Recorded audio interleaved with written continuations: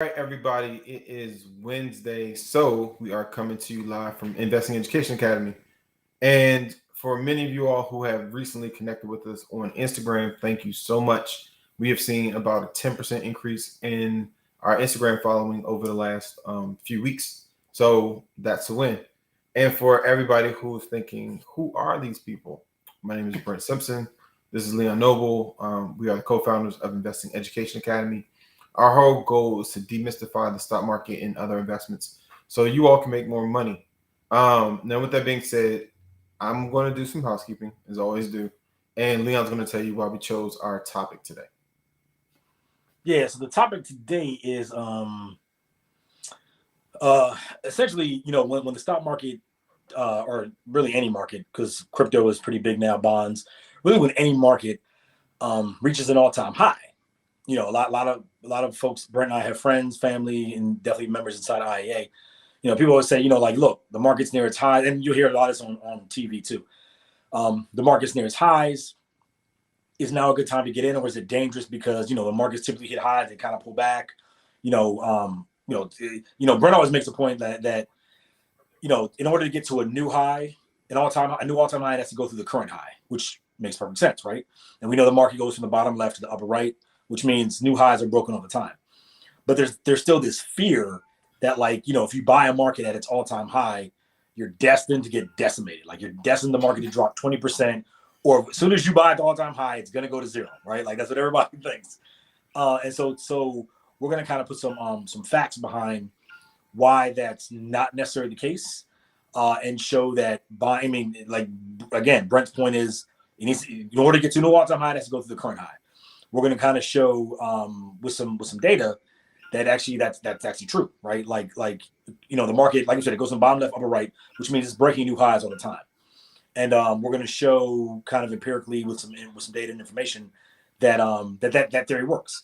Now, in order for that theory to work, we always say the number one equalizer in the market is time in the market, right? So we're also going to show something a little later. Also, that's going to show that time in the market thing is very, very important around this topic around buying near all-time highs.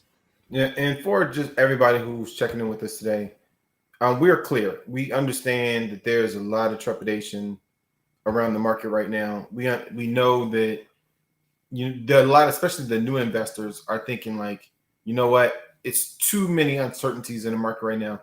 I'm going to leave my money in, a savings account. And I believe you all said on the last live that savings account interest rates may go up. So for anybody who is thinking that, let us debunk at least what we mean when we say that. Yes, interest rates may go up. And yes, there may be some very small residual effect of that in the actual banking systems, meaning your checking account, your savings account. If you see a bump, honestly, I would say it wouldn't be more than 0.1%. And that's being generous from the way I see it. Leon, if you think something different, feel free to jump in. You might go up to like 0.15, maybe 0.2, but we're not even talking like full percentages. So, if you're thinking, oh, my savings account is about to be my saving grace because interest rates are going up, not the interest rates you believe. And it's not going to affect you the way you think it is if you are in a savings account. So, yeah, and that point, so we all know rates are really low. They were around zero last year. Now they're and I'm quoting the 10-year Treasury rate because that's the one that kind of the industry follows.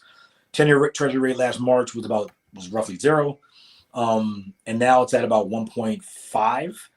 So the historical average for that rate and just interest rates in general are about 2 to 2.5, right? So you're looking at rates right now going up maybe, if we're lucky, another 1%, right? So whatever rates you're seeing right now in your savings account, you may get 1% more when rates go back to quote unquote normal.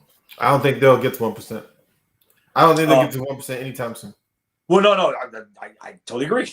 Because as when rates rise, banks, like I said before, if you look at your credit card, statement, right. Look at the rate on your credit card. It is like between 18 and 20 some odd percent. when rates are at historical lows. So this shows that companies are in no rush to lower our rates. And then when rates rise, they're in no rush to raise our rates for things that make us, earn us interest. So right now, if you're earning like 0.05%, 0.06% in your savings account, if rates go up another 1% over the next, say, year and a half, maybe 2 years, to get back to quote unquote normal, the rate in your account may go up like 0.5%, maybe 1/3%, because like I said, banks are not in any rush to give us any sort of return on our money.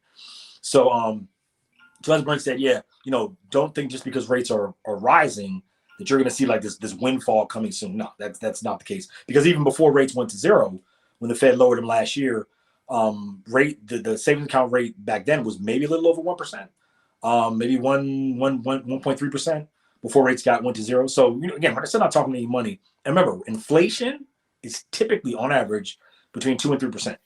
So if you're earning 1%, 1.5%, you're still losing money, because inflation is eating away your inflation is higher than the rate you're earning on your money.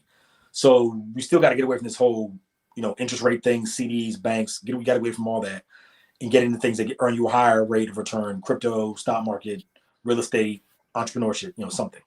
Yeah. All right. So with that being said, is it too late?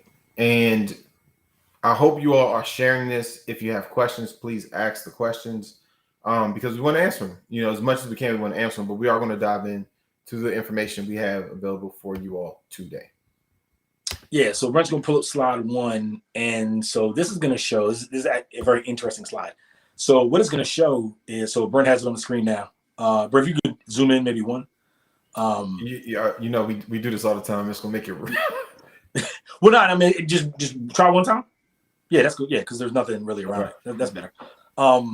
So what this is showing is, so what we have on the screen is a chart, a bar chart, showing two things, right? One is showing if you invested in the market on any given day, after 1 year, 3 year, or 5 years, what your return would be on average. And this is covering 1998 through 2020. So we're talking 12 years of data.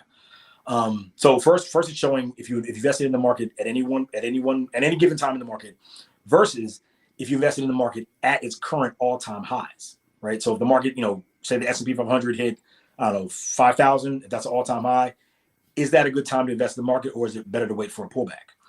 So the first one, we're showing 1 year, right? So if you invested in the market on any random given day during any one year, if you invest in the market at any point during a year, after 1 year, you'll be up about 12%, right? So we know on average the market returns 10%. With dividends, it returns about 12%. This data here is showing you earn about 12%, about 12%, which is around the average. That's not surprising. But if you invested in the market at its all-time high, after 1 year, you'll be up actually close to 15%, 14.6%. So what this is showing is that investing at all-time highs, don't be afraid of it, right? Don't figure, oh my God, it's over, the market's going to zero, I'm gonna get hit with a 30% pullback. That could happen, or it may not. But what we're seeing here with the data is showing that that's not typically the case. If you invest in the market if you invest in the market at an all-time high after 1 year, you're up about 15%, right? So now we go out to 3 years. Same thing. If you invest in the market on any given day, you'll be up about 39% after 3 years. But then if you invest in the market at its all-time high, after 3 years, you'll be up roughly 50%. So again, we're showing that investing in the market at all-time highs, nothing to be afraid of. It's actually, this data is showing it's actually better to invest at all-time highs than any time below all-time highs, because you're getting a higher return. And after 5 years, same thing. Invest in any given 1 day during the year. After 5 years, you'd be up 71%. But if you invest in the market at its all-time high, after 5 years, you'd be up almost 80%, 78.9%. So this answers the question with hard data that when a market hits its all-time high, do not be afraid to jump in. It's actually, this data is covering about 12 years, 1988 through 2020. So how many years is that, Brent? 30. Maybe, yeah, like, is it 98, 2008? Yeah, like 30 some odd years. So actually, I was wrong. I was thinking this was 2008. So yeah, this is covering a lot of data. So what this is showing is that, that investing at all-time highs is actually a good thing. You actually get a better return on average over, And another one thing I want to also point out is notice that the longer you're in the market, 1, 3, 5 years, your return is higher, right? So after 1 year, you're investing in all-time highs, you're at 14%. You invest in all-time highs after 3 years, you're up 50%. And you invest in all-time highs after 5 years, you're up almost 80%. So again, this is one thing that shows that we always say timing the market is the end all be all. Like that's everything, right? The longer you're in the market, the better. And then investing at all-time highs, again, don't be afraid of it. We're showing here that it actually can benefit you by investing at all-time highs.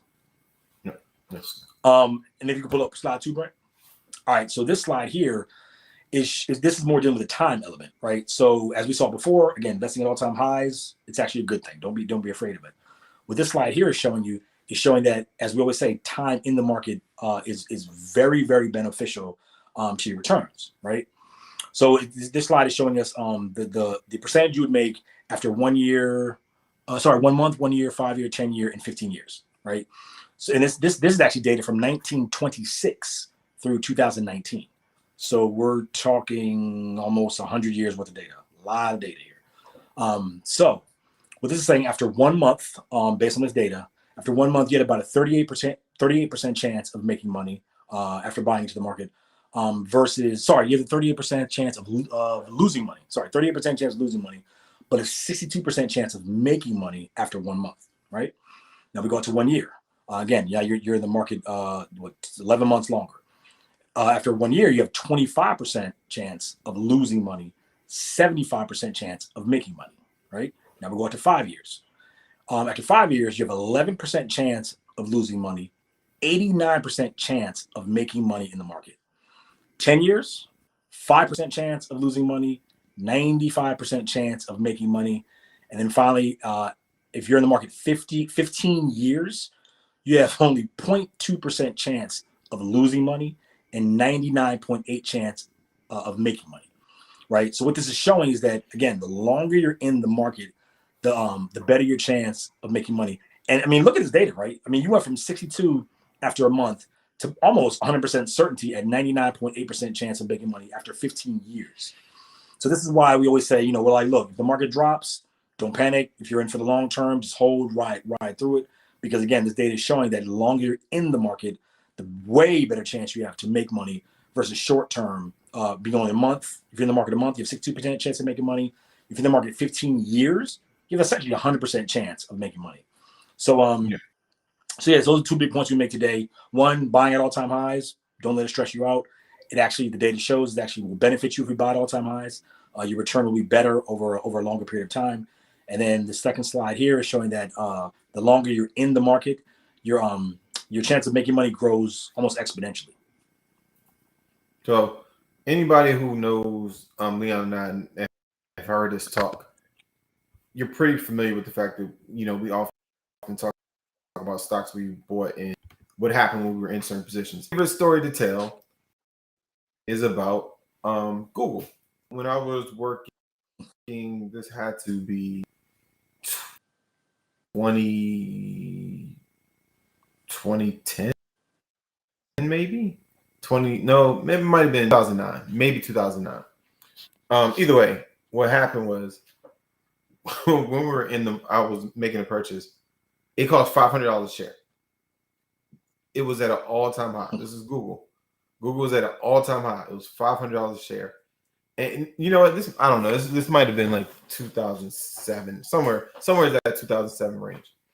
And all of my friends, except for Leon, were like, you're an idiot. Like, why would you buy a stock that costs $500? It's at an all-time high. It can't possibly go any further. And just real quick, and this is before fractional shares. So he had to put down $500 full dollars to buy it. Yeah. And, everybody was like, oh, I would put that money into the bank, save it, whatever you want to do. Yeah. Okay. So now fast forward 2000, let's just say 7, and it's 2021. So you're a number of years later, and that $500, if I had left it in the bank, might be worth about $520 right now. Again, maybe. maybe on like a very good return year for the bank, I might have been at $520. Now, I would love to see in the comments for anybody who's watching how much they think the $500 is worth today. Again, it was $500, just that one investment. I'm not talking about a whole portfolio, or I'm not talking about anybody who believed that I did something special in the market where I was trading an option on it. This was a regular purchase of Google stock in about 2007. At its all-time high. At its all-time high. I would love to know what you think it's worth now. And I'm giving you a hint. If it were still in the bank, and that's I think that's about like 12 years or something, like 13 years. If it were still in the bank, it would have been about $520 in 13 years. Yeah. So what are the thoughts? Let me see if anybody put anything up. Let's see. Around 2,700, I believe. I see a 2,700. Let's see. That is one of the beliefs. 2,700. All right. Anybody else? Any other guess? Anything coming in? I give it 2 seconds more. Again, we're talking about $500, 13 years ago. Invested in Google, nothing else. In the bank, it would be about 520.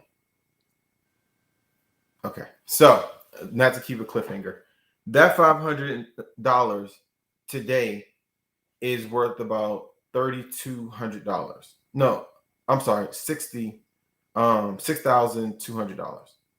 What's Google trading at, Leon? Like 3,000 something? What? 2,700. So it's 2,700 times 2. So 54. $5,400. Because the thing that you're missing is Google split during that time period when ABC bought out the company and they did the 2-for-1 stock split. So that $500 now. Wait, no, not ABC. Bought out. Yeah, Alphabet. No, that was just a restructuring. They just it was always Google. They just split off the search engine. Yeah, they spun off GOOG, which is Google's main one, and then they created GOOGL. Right. And so, but everybody who had GOOG received a share of GOOGL, and those are the ticker symbols if you're wondering what that is. And so when ABC came in, they gave everybody who had one share of not ABC. Alphabet. I don't know why I said ABC. Alphabet. And remember, it wasn't coming in. It was just a restructuring. So there was nobody actually came. It was Mm-hmm. How the company's Alphabet's name wasn't always Google's name. No.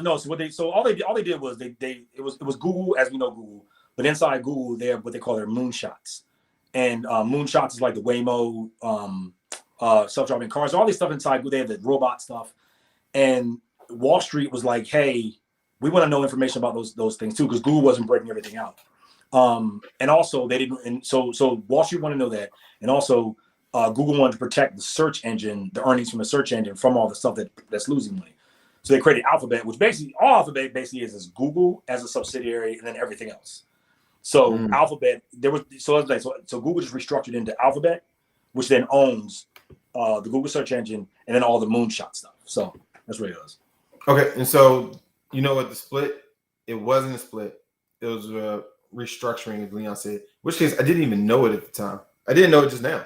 So that was news for me. And that $500 in the bank would have been $520, maybe.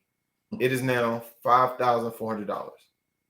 Mm-hmm. This is the difference between being, and I'm telling you, when I say everybody said I was crazy, and some of you all are watching who told me I was crazy because you're friends of mine. And so I know you're watching this, and it's like, if that was just another 500, you're talking about $10,800. And so these are things that don't happen in savings accounts. I mean, I would love to see anybody who can, put the numbers up. Leon and I put our numbers up all the time. Put your savings account that you have $500 in that now yielded you another 1,000, not even 5,000, just another 1,000 over the last 10 years. And just on a percentage wise, if the 500 is now worth 5,400, that's 980% return. And that is what Leon does. Yes. So think about it. Think about almost 1,000% return, almost 1,000% return when you bought it at its all-time high. And that's a perfect example, which goes back to the data we just showed. That showed, and of course, we're not saying this works out like we're going to make $1,000% every time, but that's just an example of when you buy the all-time highs, it can work out very well in the future. And the data shows that if you actually buy the all-time highs, your returns are actually higher than if you bought any other random day during the year. And Brent's example of Google is a perfect example of that. Yeah, and I think I'm a gunslinger. I always will go out there and buy things at all-time highs, but it also creates a large amount of anxiety. And we talk about being invested in the stock market. You got to know yourself. You have to know what's called your suitability. If buying something at an all-time high is going to freak you out, I don't care really if we're presenting, factual data. If it psychologically won't sit well with you and you can't sleep at night, you have to do what's right for you. And if you're in the market and you're thinking, oh my gosh, well, the sky's falling tomorrow. Right now, a lot of people think the sky's falling. I promise you, Leon and I will be in the market through this period of the sky's falling, at the end of the sky's falling, and at the restructuring of the sky. And we're going to show you our returns, and more than likely we're going to be on the upside, and we will have made a lot of new investments as everybody else panicked and ran towards the hills. So, this is a really good opportunity. I'm not a fan of waiting for pullbacks. If you're going to invest in a quality company, understand these words, a quality company, and you're not doing what's called speculative investing, going in now one thing I would say is maybe it's the time, if you're a little skittish, you can implement a dollar cost averaging system that allows you to put incremental amounts in throughout this time period if you believe the market's going to get choppy and it's not for you. So you don't have to get out, but you're also not putting everything you have in right now with fear of what might be coming in the future. But just keep investing through a dollar cost averaging system. And if you don't know what that is, you should make today the day you join IAA, because this is one of those times where the community that you're around during this period is going to be very important to the success, your financial success later on in life. And last point is that we're not so like I said, the data show that buying at all-time highs generally gives you high returns, right? But we're not saying don't buy pullbacks, right? Like right now the market has pulled back. Like today I bought, I think 5 different. I added to like 4 different positions and then bought 1 new position. And the market, the market's pulling back. So we're not saying don't buy pullbacks, but we're saying don't be scared of buying when the market's at all-time highs. Don't feel like, oh my God, you're going to get this 30% correction, it's going to go to zero. No, like Brent says, in order to get a new high, that's to push through the old high. So, and then again, we presented that that if you buy all-time highs, your returns actually over the long term are actually better. Another point, the second slide we showed, from 1 month in the market, of a chance of making, after being in the market 1 month, a chance of making a profit 62% versus being in the market 15 years, and essentially 100% chance of making money at 99.8%. So buying at all-time highs, don't be afraid of it. And then the longer you're in the market, just almost an exponential increase in your probability of making money. Yeah, this chart here. Yeah, and if any of you all have children out there and you've been thinking about investing kids, this can ring a little even ring clearer for you, because if you have kids under really the age, I say, of like 20, they still have a very long time, and 30, but really I say under 40. So at any point, 15 years is not that long. It really isn't that. Have your funds for your children invested versus saved, and I mean in a traditional savings account, the probability of success in that investment over a 15-year period, according to BlackRock, they're saying it's a 99.8% chance of success. And that's not even saying what the success means from an interest rate standpoint. We just talked about this 13 years old, and not all will do this. Not all will do this. Disclaimer, not all stocks will do this. But that stock is up over 900% and that was a 13-year period. So, just understand there are a lot of opportunities out here for us if we're willing to, do it, to get out there and take the risk. Another thing about that data, that was in 1929. That's when it began. So think about what that covers. That covers the Great Depression. It covers the crashes in the 70s. It covers 1987, the what they call Black Monday on Wall Street. Covers 9/11. Covers the credit crisis. Covers COVID. I mean, war, all Well, the I think no. wars. I don't know if it covered COVID, but I don't know if it went through 2020 or 19. But it covers. I mean, essentially almost 100 years worth of data and of market activity, and throughout all those crashes and blowups, you still have a 99% chance of making money in the market if you hold for at least 15 years. I think it's 10 years. It's even 95%, or whichever one was to the left of the last one. Again, the point is, longer in the market, the better chance you have of making money. And then buying all-time highs, don't be afraid of it. Over the long term, you'll still make money. You have a good chance of still making money. Yeah, and I'm gonna say this one thing. This is kind of contradictory to what Leon said. For most people who are not watching the market on a regular basis, I would actually suggest that you do not try to wait for a pullback, because most are going to treat a pullback like timing the market, and it's a high probability you'll miss what you think you're trying to time. A very high probability. And what's going to happen, and this is from experience, once you miss what you feel like was the prime time, you just don't do anything. And then you go into this place like, oh, I missed it. And then you go back to what the topic is today. But in a like slight twist, it's not, is it too late to invest at all-time highs? It becomes, is it too late to invest when I missed the pullback?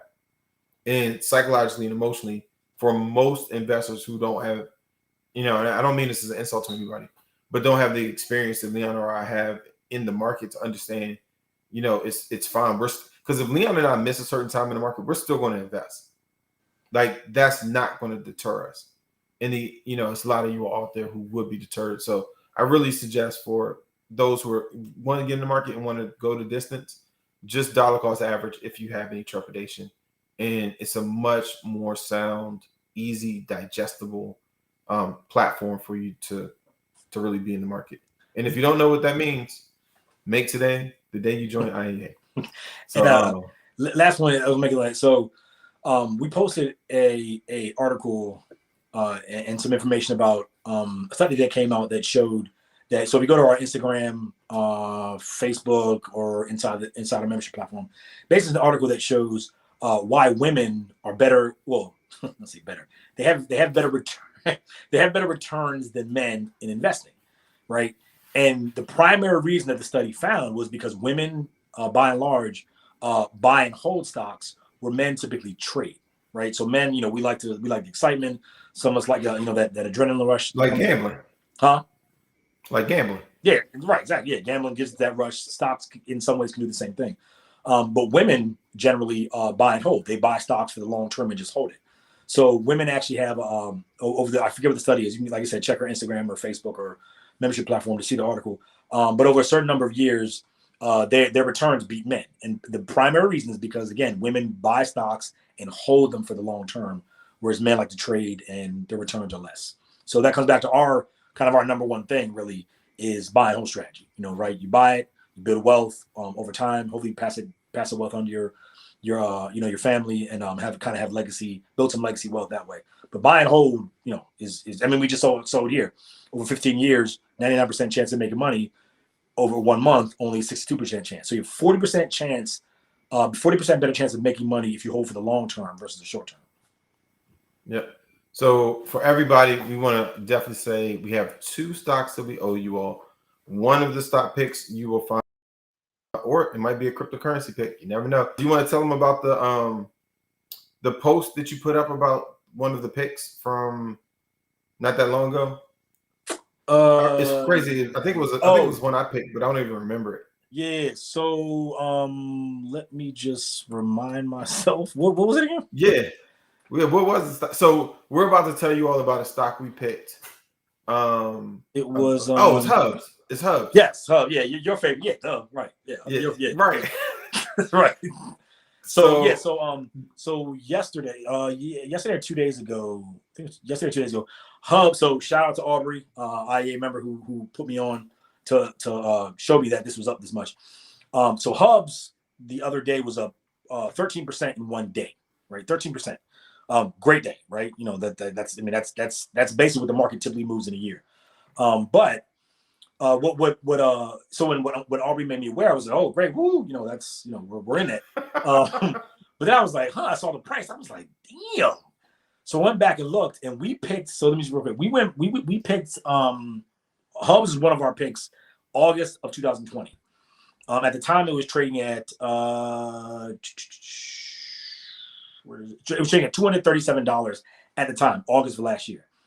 As of yesterday or today, it was trading at $772 for a yearly gain of 232%.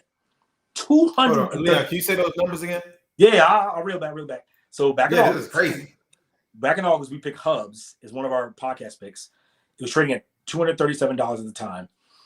As of yesterday or today or 2 days ago, it was trading at $772 for a 1 year gain of 232% in 1 year. Remember, the market on average moves 10% per year, 12% with dividends. That is a ridiculous move in 1 year. So, yeah, just wanted to just bring that point up. We definitely shout out, put out to members that hopefully people picked it up last year when we picked it in August, and we were making the point. I think we put in the Facebook group too. But we're making the point about that is not necessarily to brag. I mean, we will say we'll take it. That's a good number, but it's the main point is like when we post these things out there, we don't need, but we would like for you all to take action, right? Not saying buy it blindly, but at least do the research, understand what it is, see if it fits your suitability or your risk tolerance, and then take action, right? I mean, hey, fractional shares, right? It was at the time it was $237. Could put $50 on it. Put $50 on it. Now you have I don't know, over $100, maybe $150 on that money in 1 year, right? Not a lot of money, not a lot of risk.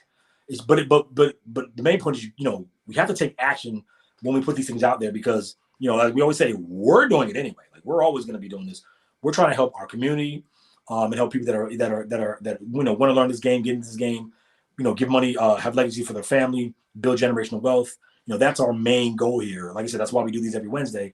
But when we put these out here, please at least do your research, and then if you can, take action. Actually, put some money to work. Well, and we just got a question. This is actually funny that somebody's calling us on what the topic is today. So the question is, with what we know about Hubs now, or with the price being at what it is, will we buy Hubs today? I don't even have to think about it yet. Right. So, right. And you know what? Since we gave a shout out to Aubrey, we need to give a shout out to Hassan Shanakin, and he's a member as well. He's the one that first told me about Hubs. It had to have been 7 years ago. And at that time, that's when I first bought Hubs, and he bought Hubs as well. And ever since then, it's always been in my portfolio. So would I buy Hubs again today? Yes. Yes. So Hubs, yes. Answer the question, yes. I'm just looking at the chart right now. Hubs is literally right now at an all-time high. It's at 780. It's at 786. Today it was up. I don't know what it was up today, but today it was up. It was because I have one. So today it was up. Hold on, what's Hubs trading at right now? Sorry, it's trading at 786. Today Hubs was up. Hubs was up 3.7% today, and it's at an all-time. So let me make everybody sick. You said Hubs is above $700 a share. 786, yeah. When we first bought Hubs 7 years ago, it was at $46.